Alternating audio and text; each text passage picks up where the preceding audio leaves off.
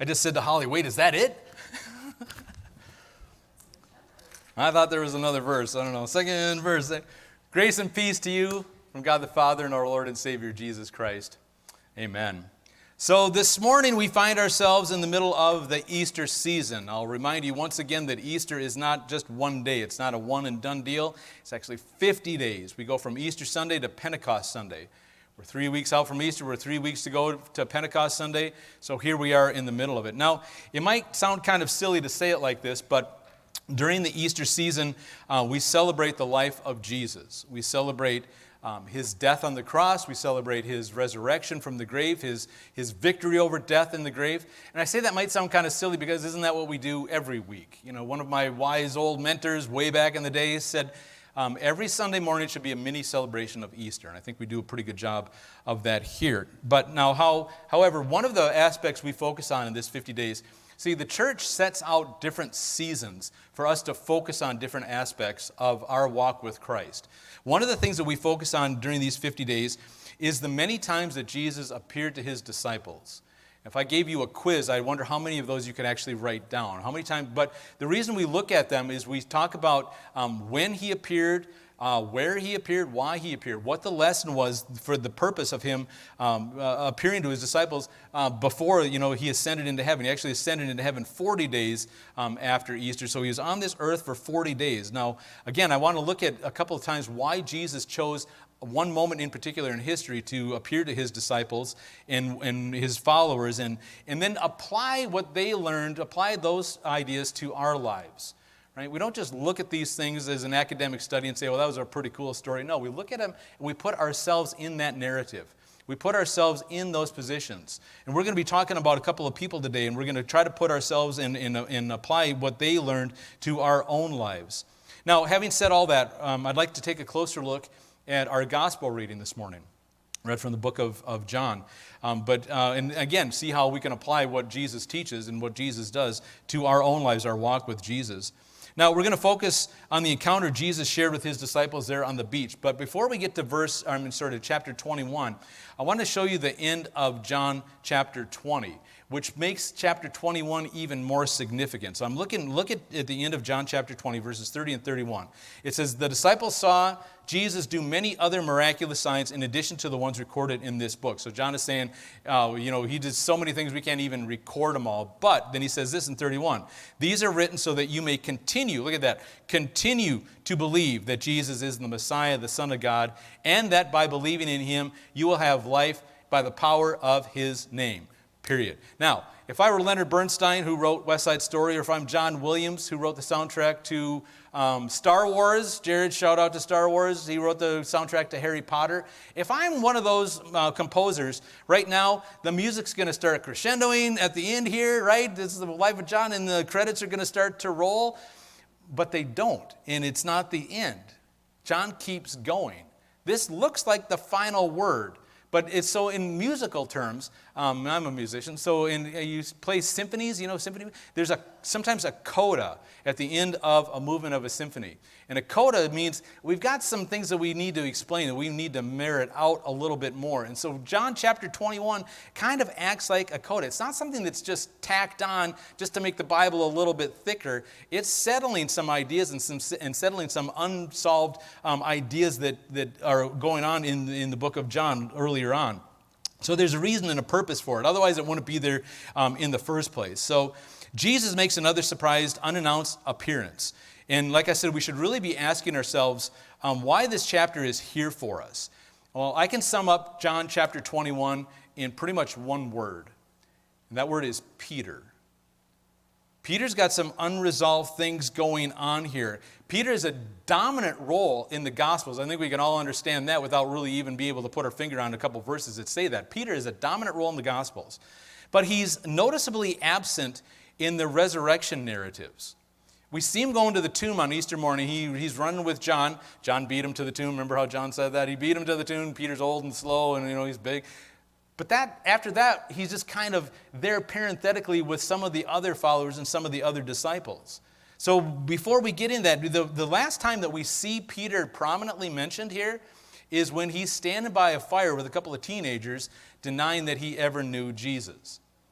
denying that he ever knew Jesus. We can't leave it there. We've got to move on a little bit. And I want to talk about that word deny real quick because we've got to apply these ideas to our lives. We've got to put ourselves into these narratives. We can't read these things out of the gospel and say, that was somebody else at a different time somewhere else. We've got to look at them and say, wow, that sounds a lot like me a lot of the times. And maybe I can learn about how these things get resolved and how things move forward.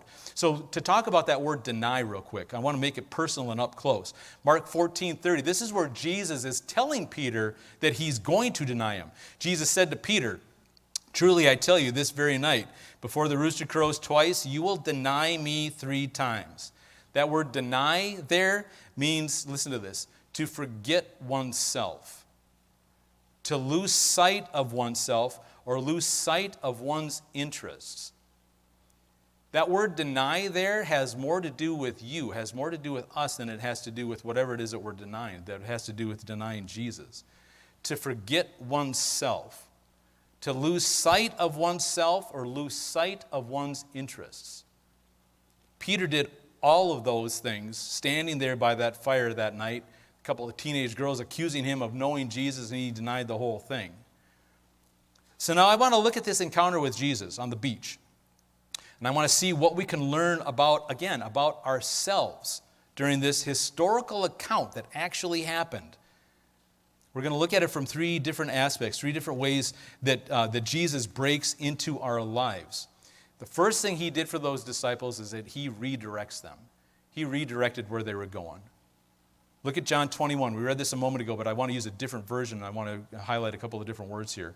So chapter 21, verses 1 and 2, it says, later, Jesus appeared again to the disciples beside the Sea of Galilee. This is right after, we ended John in chapter 20, set it down, boom, closed the book. Wait, later, Jesus appeared again to the disciples by the Sea of Galilee. And this is how it went down. Verse 2, several of the disciples were there. Simon Peter, Thomas, nicknamed the twin, Nathanael from Cana in Galilee, the sons of Zebedee, and 2 other disciples. Okay. Give you a peek behind the curtain of how my mind works. Can't stay there too long because I get really confused and you have no idea what's going on here. But when I read the Bible, I read things like this, different things come to my mind. Look at how it says here. Simon Peter, we get him literally middle named here. We get Thomas's nickname. We get a shout out to Nathanael's hometown. Get a shout out to Zebedee, James and John. Get a shout out to their heritage. And then we get these 2 other guys, right? How would you like to be these 2 other guys? It reminds me of this old theme song, and just give me 1 minute here, bear with me, while we listen to this. I'm going to make a point here at the end that I'm going to surprise you at the end. So cue, there we go, all right. I'll vamp a little bit longer here. Oh, there we go. Talk amongst yourselves for just a minute. There it is. Just sit right back and you'll hear a tale of a fateful trip. If you're singing along, you're dating yourself. From this tropic port, aboard this tiny ship. Yes, black and white. The mate was a mighty sailing man, the skipper brave and sure. 5 passengers set sail that day for a 3-hour tour. A 3-hour tour. The weather started getting rough, the tiny ship was tossed.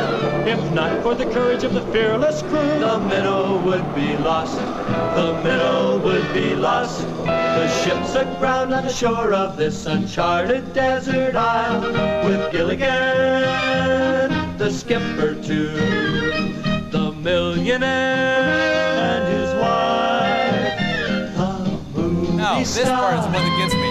and the rest are here on Gilligan's Island. What part do you play on Gilligan's Island? Oh, I'm one of the rest, right? And by the way, Holly, the Gilligan's Island theme works for Amazing Grace. You can sing, Amazing Grace, how sweet the sound that saved a wretch like me, like Robinson Crusoe. Oh, wait, that's the different part. Try it when you get home this afternoon. You know, and I look at moments like this, not the Gilligan's Island thing, that's just to break the ice a little bit. I look at moments like this and I think, is there any doubt that the Bible was written by humans for humans? I mean, if we were really worried about accountability, we would name these other guys too. We middle name Peter, we nickname Thomas, we give the hometown shout out. We would name who those other 2 disciples were and say a little bit about them like this. This is really, just shows us again, Bible written for humans, right? So this is the real stuff. So, okay, verse 3, Peter says, I'm going fishing.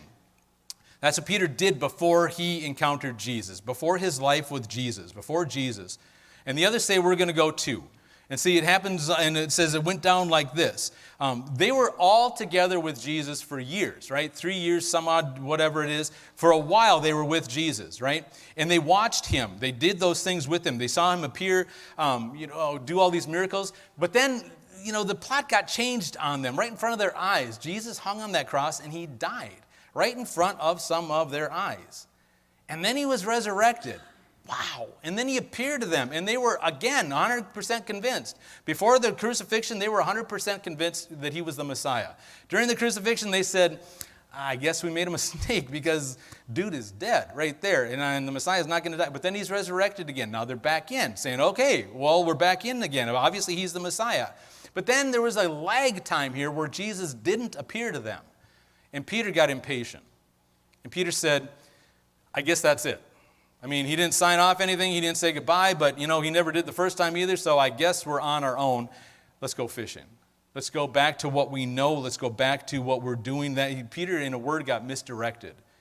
He was lost. He had lost himself. He had lost sight of his interests, his goals. And worse yet, he was dragging some of these other people down with him. Some of them aren't named, but he's dragging these other people down with him. But then God shows up on the beach. In the translation we read a second ago, doesn't quite do it justice. Jesus veiled himself. It wasn't like they couldn't get a good look at this guy behind a boat or behind a tree or something. Jesus was right there, but he wasn't allowing himself to be seen, not allowing himself to be recognized. And then he says some crazy words to them. Verse 5, he says, you don't have any fish, do you? They answered, no, we don't. And Jesus redirects them, right? The way he words this, there's no way around it. It's not like, hey, did you have any fish? It's like, I know you don't have any fish. Admit you don't have any fish. And they're like, yeah, we don't have any fish. And actually, he calls them children at the beginning, which gives him authority. He's obviously some kind of teacher, some kind of rabbi, some kind of authority figure. Otherwise, he wouldn't be calling us children like this. And then he says this in verse 6, says some crazy stuff, redirecting them. Throw out your net on the right-hand side of the boat, and you'll get some. That had to sound ridiculous, right? We've talked about this before. Throw your net over the other side. Come on out here, buddy. I'll throw you over the other side, right? Peter must have said something like, hey, you two other guys, throw a net over the other side. But, okay, I don't know if they're driven by spite or whatever, but here they are. For whatever reason, they do it. They throw it over the side, and that net is so full that they can't drag it to shore, right? They can't pull it in. The boat starts listing over there, and they think they're going to sink. All at once, the disciples are redirected. All at once, they're back on track with Jesus. They realize it. John verbalizes it. He says, yeah, that's Jesus standing on the shore there. Peter says he's stripped for work. That's an interesting word in the New Testament, by the way. We'll get back to that again some other time. He puts his cloak on so he can look respectable, and he jumps in the water. Now, how many people get dressed and then jump in the water? Don't you usually take stuff off and then jump in the water? But Peter, it's Jesus, I'm going to be back there. So he leaves, he swims back to shore. He starts swimming back to shore, leaving Thomas, James, John, Nathanael, and the rest. Yes, right. So now when they're on their way to shore, and I don't know if you can outswim a boat, but here's Peter swimming over there with a cloak on, right? And there's the other guys in the boat going, hey, dude, you just want to ride with us real quick here? But Peter is determined to work. Peter's determined to do this on his own, right? So they reach Jesus, and now he's not only redirected them, but now he's going to recharge them. So Peter starts swimming 100 yards out, right? He starts swimming in there, and they get to the shore, and everybody knows it's Jesus. Jesus knows they know it's Jesus, and they know that Jesus knows that they know that it's here he is. And he's got breakfast here waiting for them. He's got loaves and fishes, right? I've heard that a couple of times before, right? Where'd he get the fish? I don't know. He's Jesus, right? But then, I don't know why also, well, I do know why, I'm going to tell you in a second. He says to Peter, go get some of those fish you caught.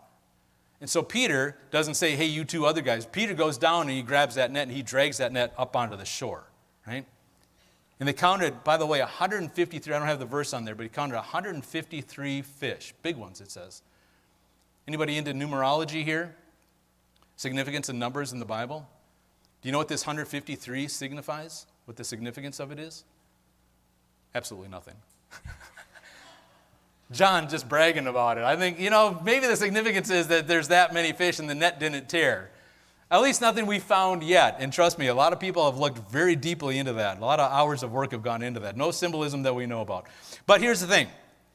I want you to notice the contrast here. The contrast in chapter 1, John chapter 21, the contrast between what Peter feels he needs to do to prove himself to Jesus. The things Peter feels he has to do to prove himself to Jesus. And how many times are we in that boat too? How many times have we literally fallen away from him, said, you know what, I got to work my way back to him.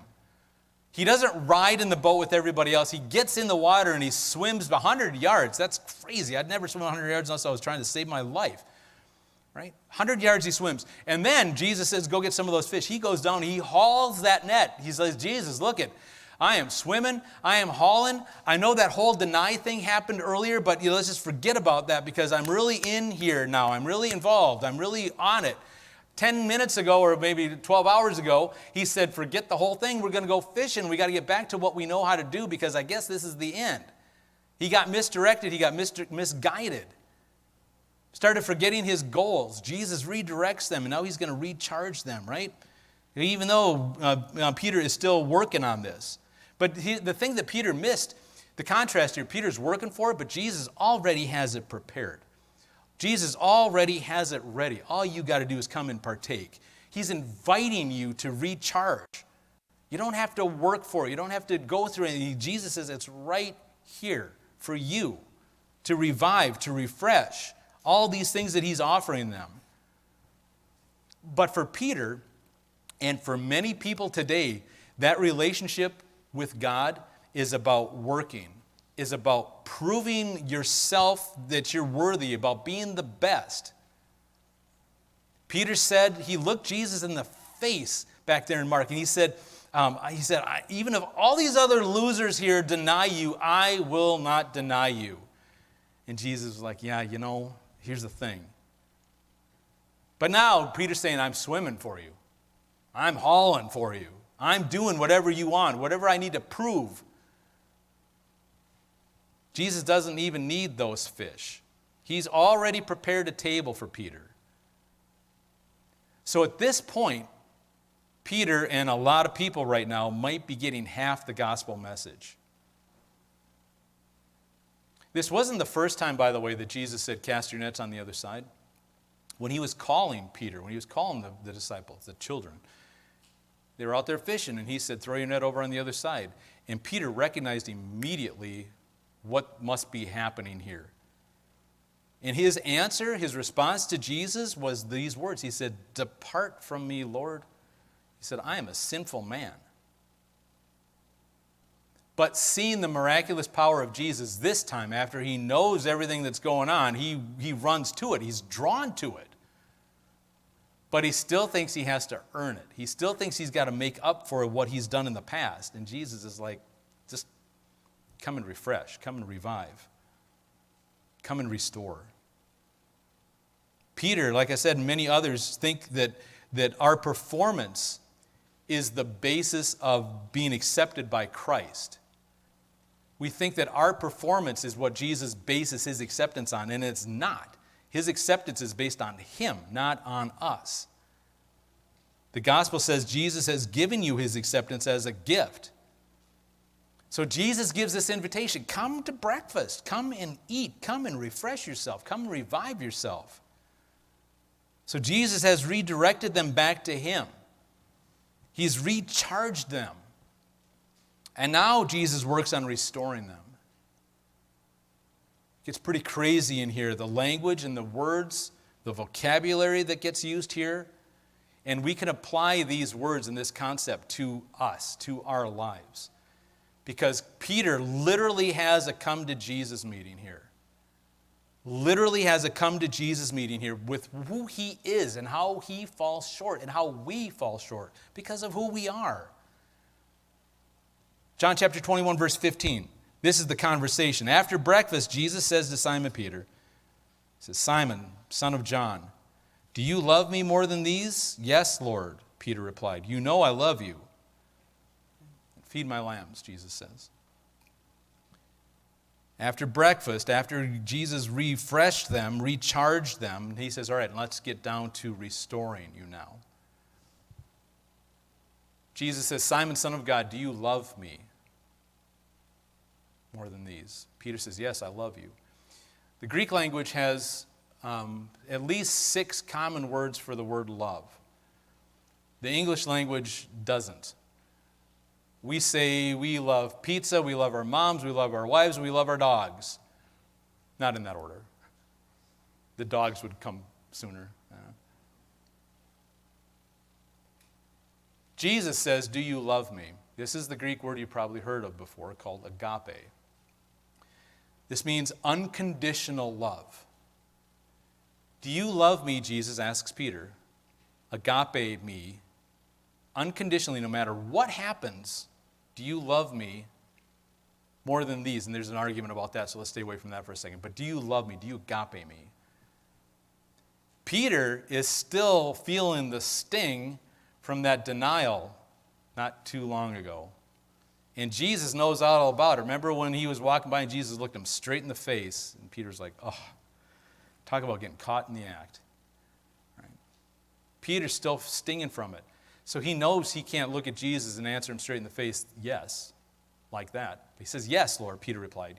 You know I love you, but Peter uses a different word for love. He uses the word phileo, which means friendship, brotherly love. That's where we get the word Philadelphia, the city of brotherly love, because it's from the Greek word phileo. Jesus says, do you agape me? Peter says, I phileo you. I love you to the best of my ability. I love you to what extent I can. I've already proven that I'm going to fall short, and I probably will again, but I'm in it as much as I possibly can be. And Jesus comes out at him again. In verse 16, second verse, same as the first. Jesus repeated the question, Simon, son of John, do you love me? Yes, Lord, Peter said. You know I love you. Same thing. Jesus says, Peter, do you agape me? Unconditionally, no matter what? Do you love me? Peter says, I phileo love as best I can. The limits that I have, the limitations that I have. Peter's answering with all honesty here. I love you as much as I'm able to. And then Jesus says, that's enough. That's all I'm looking for. I'm not looking for you to be perfect. I just want you to give me that perfect effort. Right? Verse 17, the first half of it says, a third time, Jesus asked Peter, Simon, son of John, do you love me? Jesus changes the narrative here.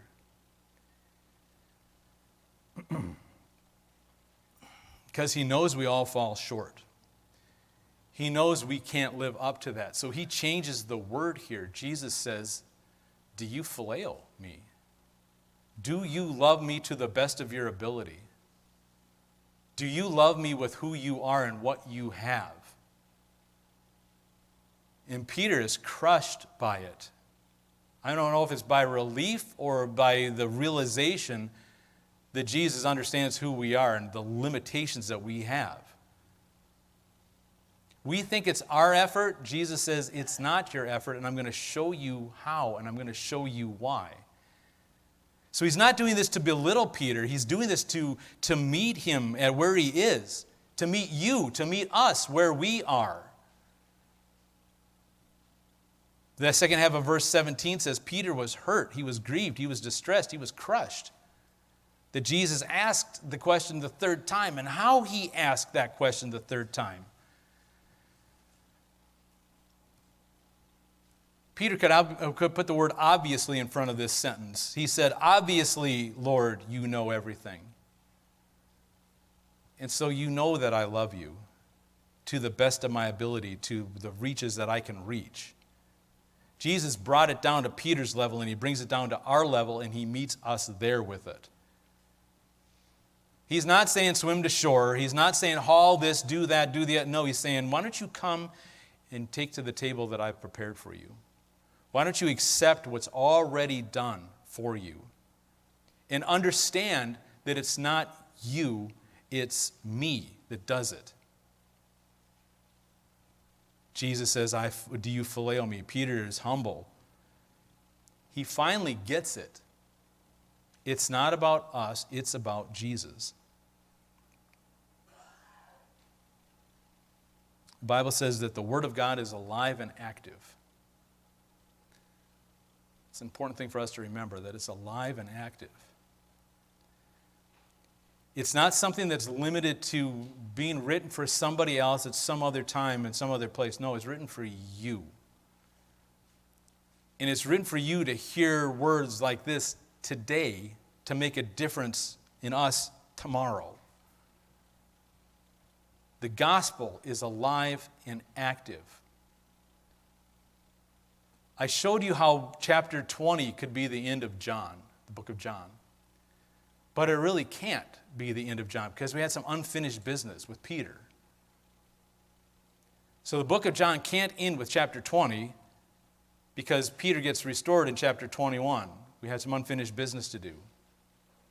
So just like the gospel isn't finished until Peter is restored, I'm going to tell you this, and there's no challenge, I'm just stating the facts. The gospel can't end until the resurrection of Christ has been applied to you, has been applied to your life. Until we can look Jesus in the face and say, it's all about you and it's none about me. You picking up what I'm putting down? Okay. Let's stand, please.